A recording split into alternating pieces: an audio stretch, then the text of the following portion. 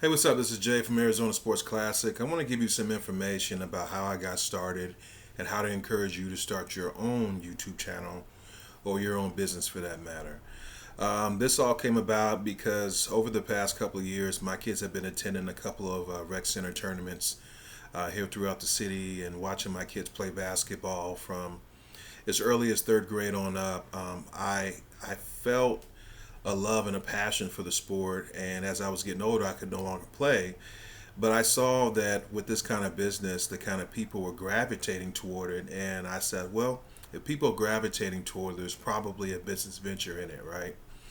So what I did is I sat down and I started talking to the Lord about ideas and ways to be creative to create my own business. Now, keep in mind, I don't have a college degree, and I got my business license online, and it only cost me a couple of bucks. So once I was able to figure out the name of the business and how to build the brand, how to reach out to social media, how to reach out through YouTube, Facebook, Instagram, and things of that nature, and just kind of share what my idea was. That was just the beginning. In terms of knowing how to market, you need to know what is your demographic. Who are you trying to reach? Are you trying to reach seniors? Are you trying to reach singles? Are you trying to reach couples? Are you trying to reach those in the middle class, the upper end, the lower end, or a combination? Are you trying to provide a service? If so, what is your service? So I just started jotting down things as simple as writing on the back of scratch paper. It doesn't really matter how you start, you can build and begin to organize your dream into a reality. Um, as a firm believer, the Bible talks about, and my sister sent me a text message saying, despise not small beginnings. Paraphrasing, talking about how sometimes things can start off small and build their way up to becoming something great for others to see. So what I did is I knew that the kids in my neighborhood at our local rec center love to play basketball. I watched how they coordinated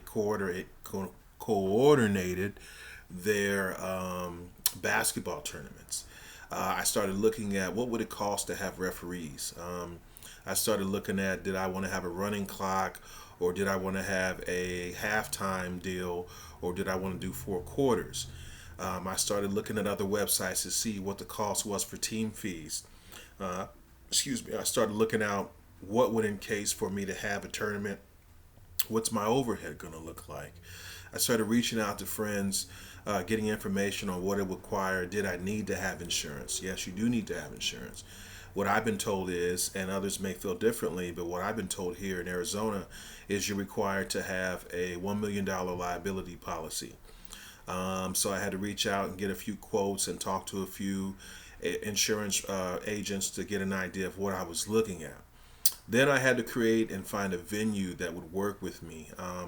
And I'm not big on sales. I'm the kind of person, I'm not going to sell you anything. I'm going to give you the information and allow you to draw what you feel is the best conclusion for your situation. So I started reaching out to some boys and girls clubs, some YMCA's, some rec centers, a couple of college and universities, just to get an idea of what it would cost for me to have, a 1 day event, a 2 day event. And what I found out is that periodically, if I was able to provide business more often in their favor, they would be usually more willing to side with me. You have to look at who else is doing it. What's the competition's rate? You don't want to copy the competition. You want to have your own specific way of doing business. So I figured since my kids were between the ages of 10 and 12 at the time, I could do a basketball tournament. I could even volunteer and get coaches to come in. Create your own. I know I'm bouncing around. Create your own email. Create your own, again, social media. Find ways to take videos, take pictures. Be transparent about what you're offering. Don't appear as though you know it all, because a lot of people appreciate humility. But I was confident at the same time. So once I was able to get the venue and I was able to find that the name was available and create the email and the social media, I had to sit down and find out, okay, now that I have the insurance, what type of things are at an event like this that I would typically go to? Well, usually there's concessions, okay? So I sat down and I jotted out concessions. Well, what was I willing to offer? Well, hot dogs are always good, burgers, nachos, chips, pop, soda, wherever you're from. candy, things like that. And then I started thinking, well, how about some food trucks? Because not everybody's into having, ballpark Frank or something, right? And then you have to think about those who prefer vegan food as well. So I reached out to a few friends of mine that I had developed relationships over the years and started getting quotes for food trucks. And when I had the conversation, I explained to them that this is going to be my first event. I'm projecting to have, and this is actually the case, I'm projecting to have 10 teams in my tournament, Arizona Sports Classic. This tournament is called the Hoop City Classic, specifically for the boys and the girls, ages 10 to 12. And it's a 2-day tournament. And in this tournament, I'm projecting to have 10 teams for the boys and 10 teams for the girls, for a total of 20 teams. And what I did is I set it up to where the boys would begin first and have their, say, 45-minute game, giving me the extra 15 minutes to pause not only for halftime, but for the next team, which will be the girls' team, to warm up and play. So I started thinking about, when I was talking to the food truck or the vendors, hey, listen, I'm expected to have anywhere from 400 to 500 people. Is that something you may be interested in? If they feel that, yeah, they want to get on board, I started thinking on the business side of, well, typically, if I'm going to invite them over, we need to establish some type of way for me to generate some type of revenue. Because if their product is good, as I believe it is, because I've had it, people will be drawn to having their food as well. So I come up with the baseline of saying, I don't know, $100 a day for a 2-day tournament. And with the understanding of, obviously, you don't want to just do it by word. You want to get something on paper and have it notarized and have a lawyer review it. Even though they're friends or acquaintances or family members, it's always good to play it on the safe side, just to make sure everybody against the leave up to their end of the deal. Let's do $100 for the day, and if you feel that at the end of the day it wasn't worth your while, then we can just stop there, or we can go on to the next day for the second day of the 2-day tournament, with the understanding that with my venue that this event would happen every quarter. So every 3 months, it's coming up 4 times a year, and with my tournament, I have a grand champion tournament that comes up at the end of the year in December, because I do one for every tournament for every season. So there's the opportunity for you to come back 4 to 5 times during the year to generate some extra revenue for you and for myself. Another thing I looked into is talking to sponsors about finding ways to generate buzz for their business at my venue, at my tournament, so that way they can get some promotions and I can generate some revenue to cover some of the other costs, say for the t-shirts or for the trophies or for things of that nature that were kind of question marks on whether or not I was going to be able to come up with the money, or how I was going to cover it, or how it was going to affect my overhead. Things like that have to play into the factor as well. And then you have to think, if you're going to have concessions, then your staff would have to have a food handler's card. So you have to go online and look at what that cost is. From here in Arizona, it's very inexpensive. It can be done in literally 30 minutes or so, depending on what level of comprehension you're on. And then what is the minimum wage? What's my wage going to be for them? Finding out if they're familiar working in the food industry, and kind of doing what I would call a makeshift or a mock situation where I bring in, say, 40 people, say, hey, come over here and eat. We're going to use this venue to see how they handle the pressure, right?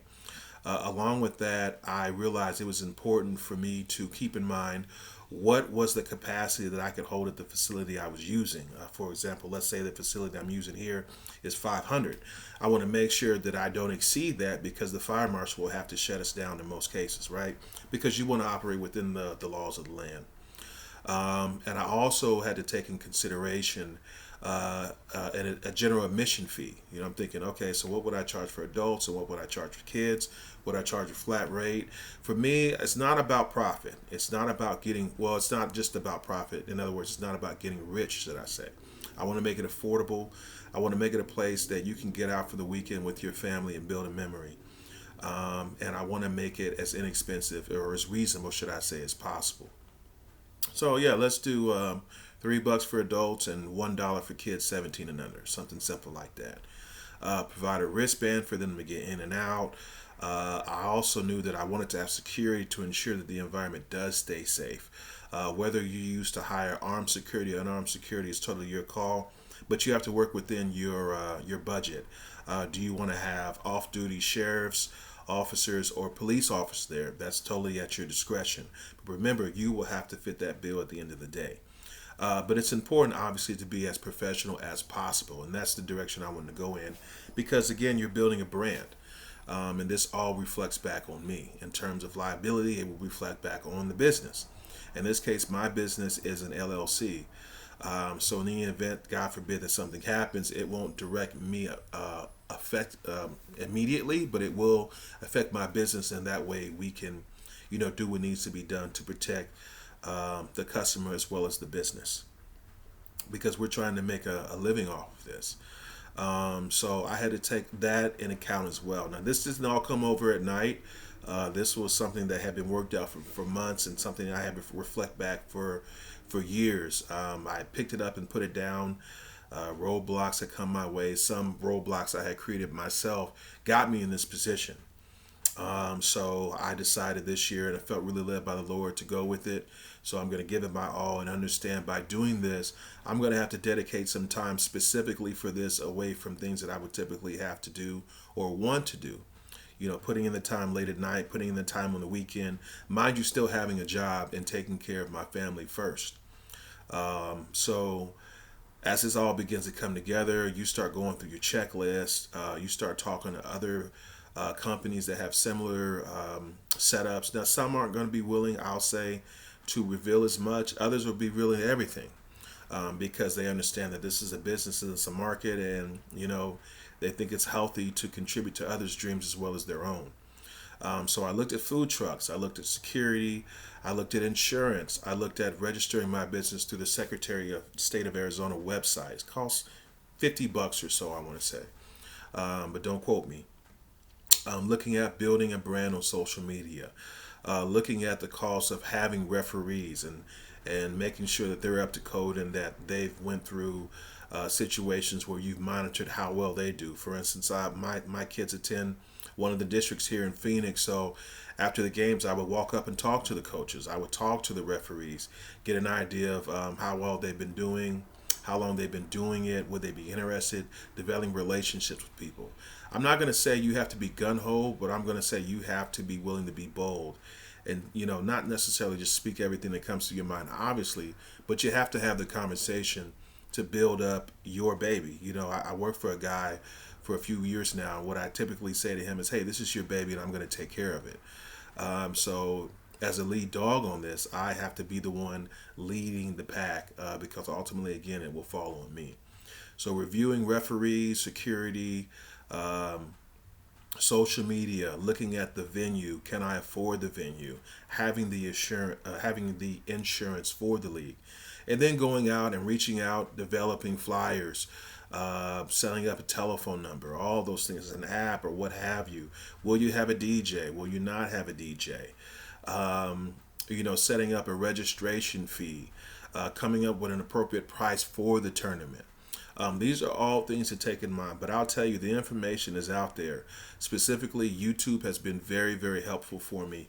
But what's good for the goose isn't always good for the gander. It's going to be important that you find alternate ways to get the information, and sit back and pray or evaluate what's really best for your tournament. And understand that it will take time. Some things may just blossom right overnight. Some things may take months to develop. But ultimately, I believe that you have the ability to fulfill your dream. Maybe your dream is to open up a donut shop, a cupcake delivery company. I say go for it. You want to open your own business in terms of having a dry cleaning business. Look into it. See what's out there. Talk to some people. Walk into your local dry cleaners. Have a conversation with the manager, the owner. Get an idea of what you're looking at. Make sure you make an informed decision. You have the ability to achieve it.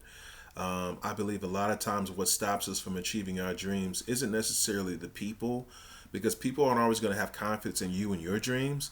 People may try to pigeonhole you, but that's just how most people are. But ultimately, what's going to stop you is whether or not you're going to let your fear push you to stay where you are, or your faith to move forward.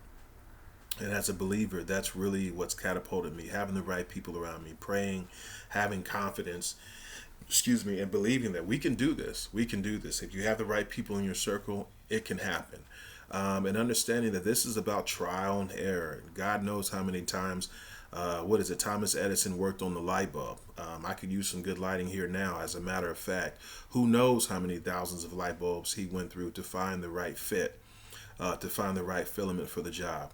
So I want to encourage you to get out, do it, do your research. If nothing more, get you a journal book. Sit down and just begin to write out, whatever the topic is today, whatever comes to mind. Keep an audio or a video documentation for you to look back and look at how you felt 1 month ago, 1 week ago, 1 year ago about it, and reflect on it and build on what your ultimate desire is. This is America, Jack, and you have the opportunity to achieve your wildest dreams. And I'm going to tell you, education is important, but it's not always about education. It's not always about having a degree. I wouldn't discourage you from having it. I would encourage you to get it. But a lot of times it's about getting to the right people, getting the right information, and also understanding that sometimes you're going to have to feel the brunt of the finance. Others may think that you're a wonderful person, but they may not be willing to invest in you.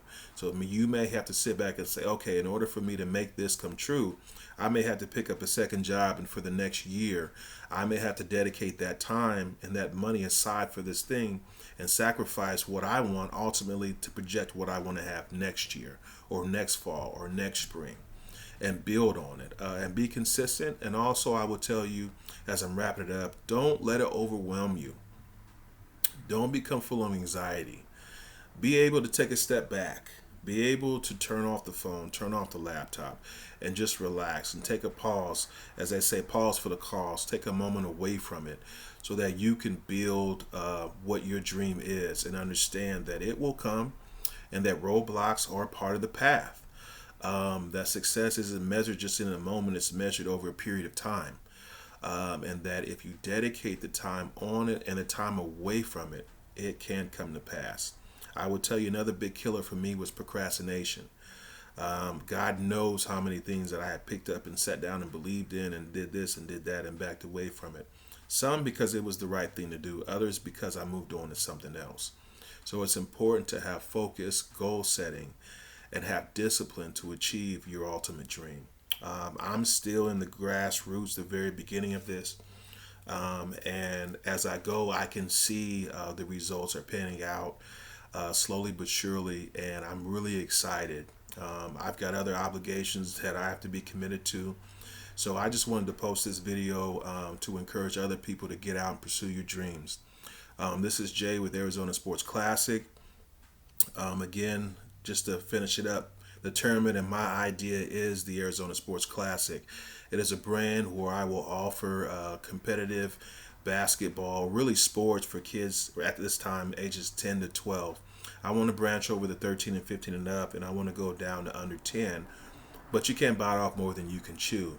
And right now, we want to focus on giving kids an opportunity to build confidence, understand the importance of teamwork, and emphasizing fitness to keep our kids physically fit, so that they can become future student athletes in elementary, junior high, high school, or even college. Wouldn't it be great for your kids to have an opportunity to pursue something in sports that open a door and open up avenues for them to fulfill their dreams, whether it be through college or experience or what have you. So I'm looking, as this is an opportunity to open up a door for our children to pursue a means to have a great lifestyle. And ultimately, that's what our parents have always worked hard for. It's giving us a chance, and I want to give you kids, your children and my kids a chance to fulfill their dreams, and know that it's not going to happen overnight. I can be reached at arizonasports@gmail.com. I am building a Facebook as well as an Instagram and obviously the YouTube page, so you can reach me here. If I don't reach back, probably the best place to reach me right now is by email. Until I get the other things built up, establishing a brand and things of that nature. Looking at having merchandise and all these kind of things is taking a lot more time than I realized, but I'm really enjoying the ride. And, I always said once I wanted to have my own business. I don't look at it as a side business. I look at it as my brand, my business. And one day this business can take care of me and take care of others. So I want to give you that encouragement right from the beginning where I am to say, hey, let's go, let's do it, let's make it happen. Feel free to reach out to me and I will touch base with you. You will begin to see progressively as this thing grows, Lord willing, to have other opportunities for all of us to reach what we've always wanted. Um, I guess with that said, I'm going to go ahead and wrap it up. I want to expand to golf, to football, flag football, to volleyball and the soccer, and even cross country. There's so many opportunities out here. In Phoenix, we've got pretty much 300 days of sun. So there are a lot of opportunities to do a lot of things here than typically in other parts of the country due to our wonderful weather. So stay tuned, and I'll reach back out to you with more as I continually progress. And I hope you have a wonderful day. Whether you reach this in the middle of the night or the middle of the morning, hey man, hey sir, hey lady, let's do it. Let's go. And you can feel free, to share your testimonies down in the comments. Go ahead, subscribe so you can stay posted to what's going on. And I look forward to hearing and seeing your testimonies as well. Again, our tournament will be March 28th and 29th at the American Indian College. We're very excited with partnering with them, and we're looking for more sponsors and other opportunities to build our brand as well. Take care and have a blessed day.